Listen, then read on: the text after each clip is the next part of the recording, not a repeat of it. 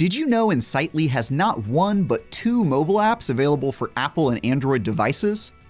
Hey Insiders, it's time to see the coolest features and most exciting updates to the Insightly platform across CRM, marketing, service, and App Connect. Let's get to the December edition of Insightly Insights.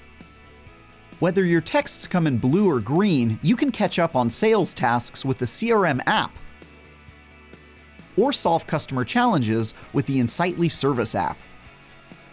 With the mobile app for Insightly CRM, you can access dashboards on the go, scan business cards at trade shows, record audio notes, log calls, receive notifications, and manage lists.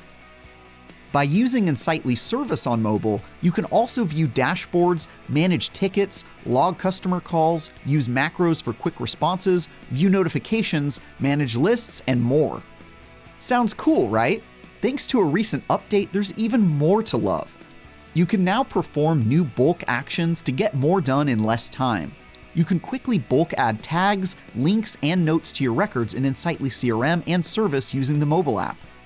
You can also accept multiple unassigned tickets in bulk from your queue in Insightly Service. Ready to start using Insightly on mobile? Find both applications on the App Store or Google Play.